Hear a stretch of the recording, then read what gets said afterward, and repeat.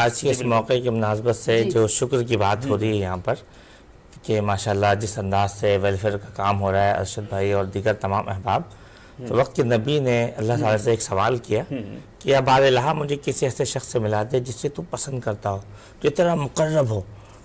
رب تعالیٰ نے جبریل علیہ السلام کو بھیجا اور کہا ان کو فلاں کے پاس لے جائیں۔ جب ان کے پاس گئے دیکھنے کے لیے ان کو، تو وقت کے نبی نے دیکھا کہ ان کے پورے وجود میں زخم ہے، اور زخم کا عالم یہ ہے کہ وجود میں کوئی بھی حصہ سلامت نہیں ہے۔ تو پوچھا کہ بھائی یہ بھائی، ان سے وقت کے نبی نے سوال کیا حضرت جبریل علیہ السلام سے کہ میں نے کہا تھا کسی تقوی گزار کسی برگزیدہ بندے سے ملا دے، یہ تم کہاں لے آئے؟ یہاں تو مجھے وحشت شروع ہو گئی۔ تو فرمایا کہ یہی بندہ جو ہے جو اللہ کا تقوی گزار، اللہ کا مقرب بندہ ہے۔ کہا وجہ کیا ہے؟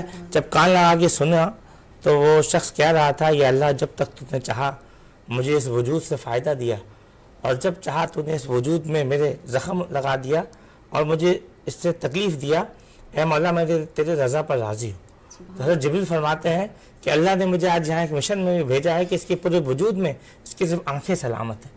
تو وہ جو چاہوں گا آپ سب ناظرین کی کہ کیسے صبر و شکر کے پیکر تھے ہمارے لوگ۔ فرمایا کہ اس کے وجود میں آنکھیں، اللہ نے کہا اس کی آنکھیں بھی نکال دیں، اور یوں اس کی آنکھوں کی طرف اشارہ کیا اور آنکھیں رخسار پر بہہ گئی۔ کہا کہ اب یہ شخص کیا بولتا ہے؟ کہا کان لگا کے سنوں تو ذرا۔ جب کان لگایا تو وہ شخص کہہ رہا تھا اے بار الہ، اے مولا، اے میرے رب، تو نے جب تک چاہا ان آنکھوں سے مجھے فائدہ دیا، اور جب چاہا اس آنکھ کو لے لیا، میں تیری رضا پر راضی ہوں۔ اب اس سے بڑی بات کہ وقت کے نبی نے کہا ہے شخص تیرے لیے دعا کرتا ہوں، میں وقت کا نبی، اللہ تعالیٰ تیرے حالات بدل دے گا۔ تو اس نے دعا سے اشارے سے منع کر دیا، بولنے کی طاقت نہیں، کہا نہیں۔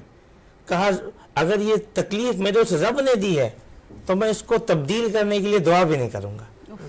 کس قدر صبر و شکر کا معاملہ ہے، کس طرف سب کے شکر کے پیکر لوگ تھے کہ ان کا یا اللہ میں تجھ سے دعا بھی نہیں کروں گا، میرا رب چاہے گا تو خود اس تکلیف سے مجھے آزادی دے گا۔ اگلے ہی لمحے یہ جبریل السلام نے کہا تیری آزمائش ختم ہو گئی، اور پورے وجود کو اس کے ٹھیک کر دیا گیا۔ رب جب کسی کو نوازنے پر آتا ہے، کسی کو عطا کرنے پر آتا ہے تو یوں عطا کرتا ہے۔ تو ضرورت اس امر کی ہے کہ ہم اللہ تعالیٰ کی رضا پر راضی رہیں۔ میں آپ کی بات سے کنٹینیو کروں گا۔